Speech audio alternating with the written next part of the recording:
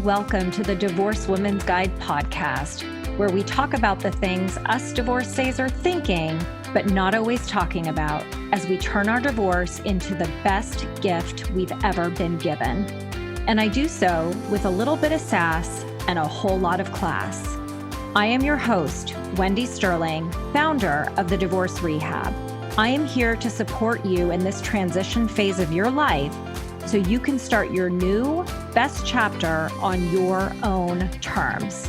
After all, that's what I did after my own divorce. And now it is my mission to change the conversation around divorce and help you see why your divorce, like mine, was the best gift you ever received.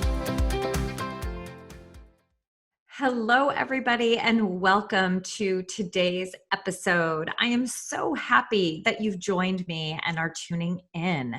So today I'm going to talk about a topic that I tell my Facebook group and clients about all the time that we don't give ourselves enough of. And I promise that by the end of this episode, you are going to have a big aha moment, perhaps even two, that have to do with self-compassion. So the way that I define and look at self-compassion is around three core components. The first, it requires self-kindness, which I define as being gentle and understanding with ourselves versus being overly critical and judgmental. Second, it requires recognition of our common humanity, right? We are all human beings, and feeling connected to others and the experience of life rather than feeling isolated and alienated because of our suffering. And third, it requires mindfulness. And what I mean by mindfulness is holding our experience in a place of being aware of what it is that we are feeling, that we are thinking, rather than ignoring our pain or even exaggerating it.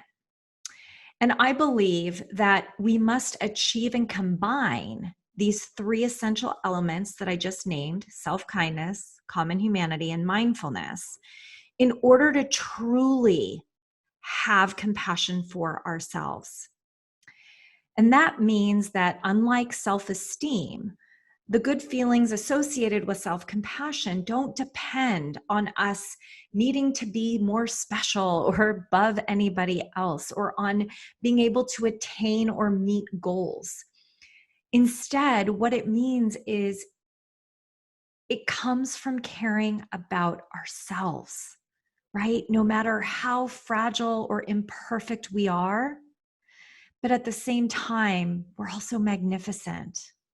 So rather than pitting ourselves against other people in this constant comparison game, right? How many times are we always comparing ourselves?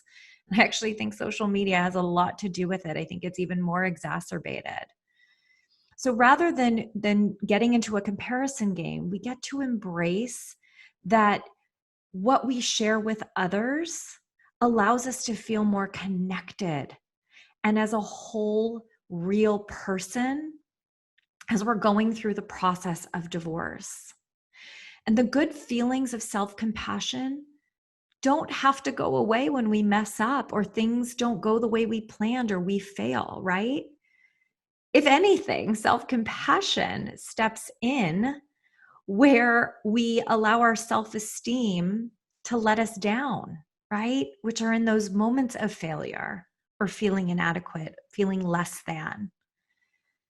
And I am somebody that always loves to check my research, right? Because I always like to see if what I think is really true. And I was introduced to a woman named Kristin Neff, who I have been following for quite some time. And what I would love to share with you all today about something that Kristin has said in her research and in her studies is, this is scientific, guys.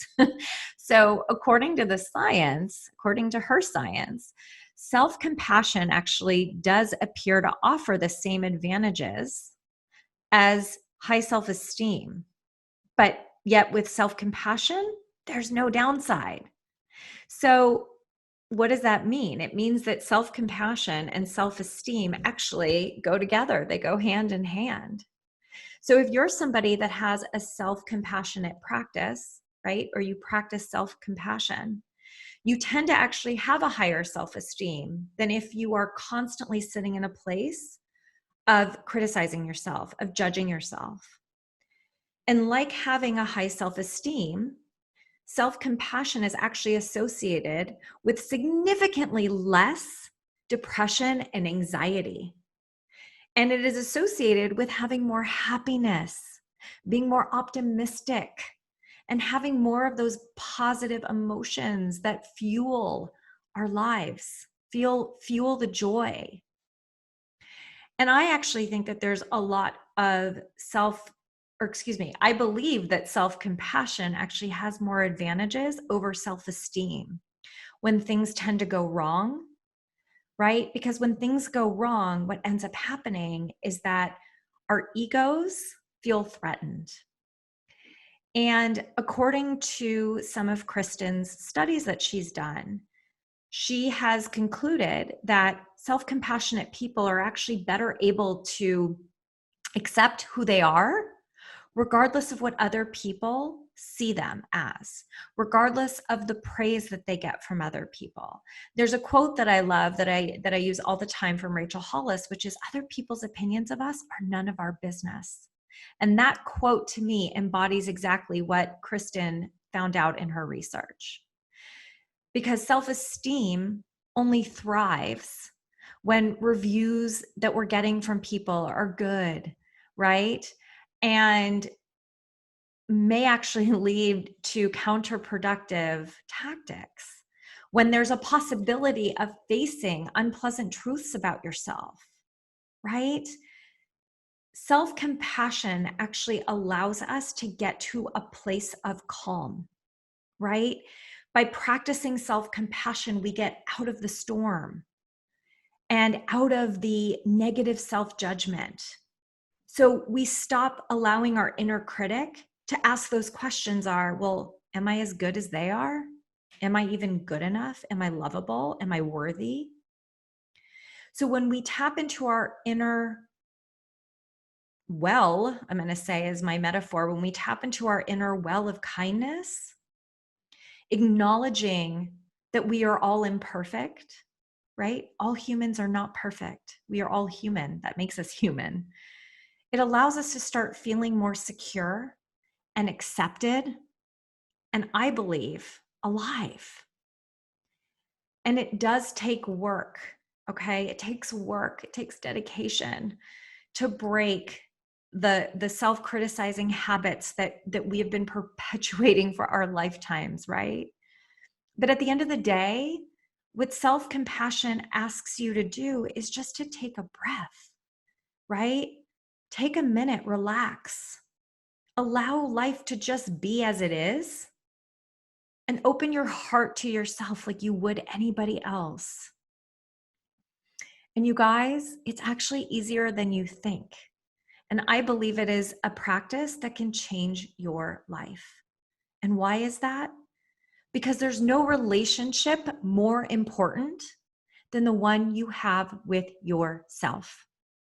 We all have an inner critic, okay? They're loud, those loud negative voices that creep in there.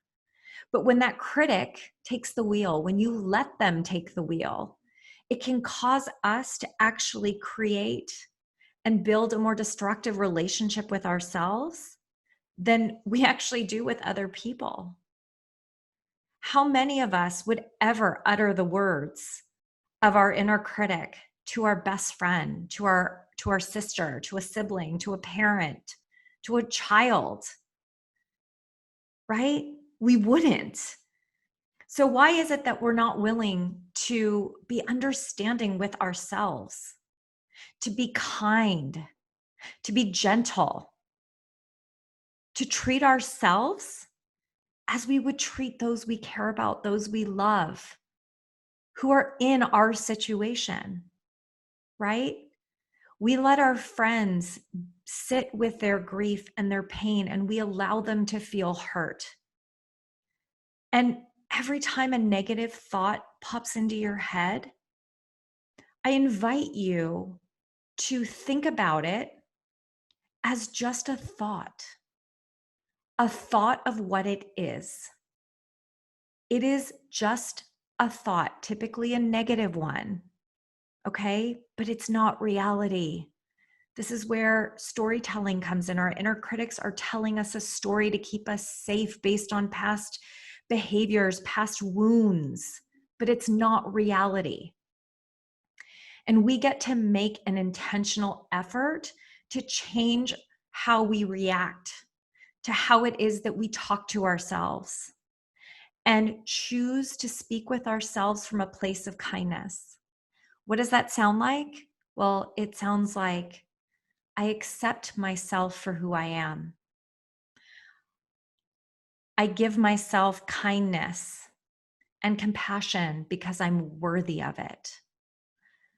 I am strong. I am patient. It could even be I'm working on becoming patient. I'm working on being strong. I forgive myself, or I'm working on forgiving myself.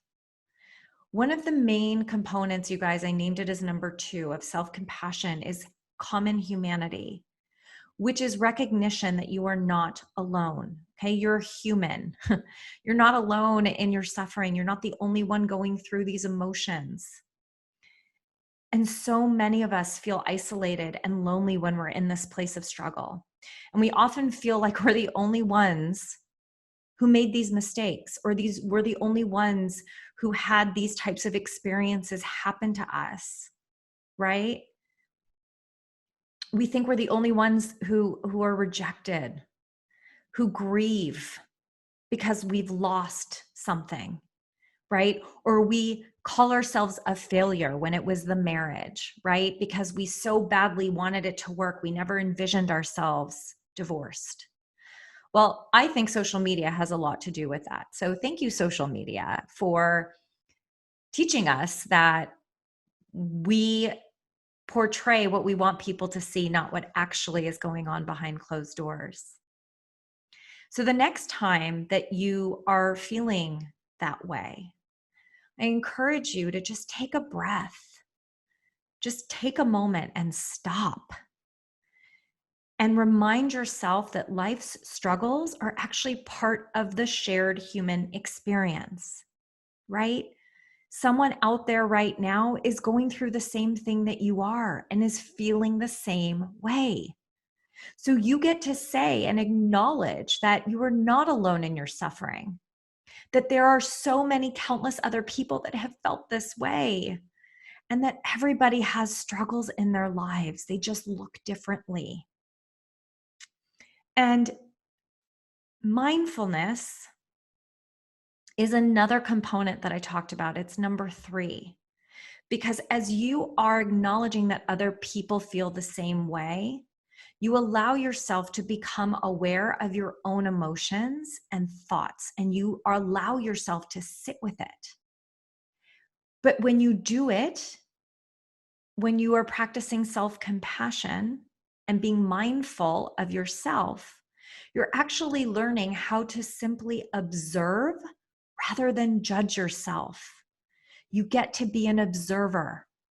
So in the practice of mindfulness, we get to be observers of the world around us, right? We learn to accept that the moment or situation is as it is.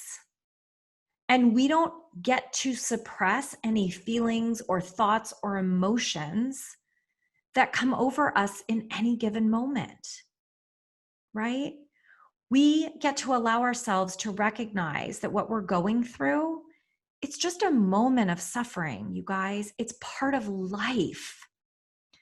And we resist feeling those emotions because we think we should not, or that we're judging ourselves around it. But I want to encourage you to not be afraid to express those feelings. Feelings like, I am hurting right now. Feelings like, I am anxious, I feel depressed, I feel really stressed out, I can't get out of bed today, I can't stop crying, I am in so much pain.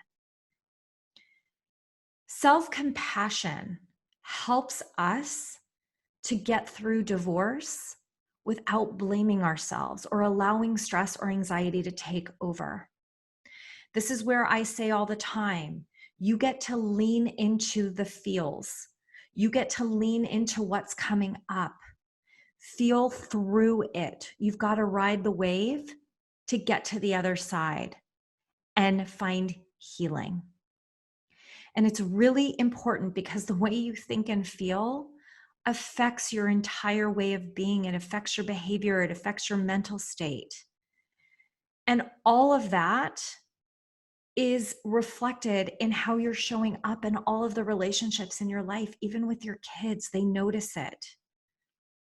So I encourage all of you to really embrace self-compassion, embrace what I've talked about today. As part of your daily routine, make it a habit to practice self-compassion throughout the day. And guess what might happen? What might be possible for you? You may actually find yourself walking away from your divorce happier and more insightful than you were before. And when I say insightful, you will know yourself better than you ever have before. And I know that because I'm standing in that place, and I get to stand with so many of my clients who are also in that same place. So I want to thank you all for tuning in today. I hope that you gained that aha, valuable takeaway from this episode today. I loved having you here, and I can't wait to see you and have you listen to my next episode. Have a beautiful day. Sending you lots of love and light. Mwah. Bye. Thanks for tuning in to another episode of the Divorced Woman's Guide podcast. If you like what you hear, please share this episode with someone you know or spread the word on social media. This is how I reach more divorcees around the world and provide them with the support they need to create their next best life. And I would also love to continue the conversation with you. So please friend me on Facebook, join my private Facebook group, The Divorce Rehab, and follow me on Instagram at Divorce Rehab with Wendy. I'll see you next time.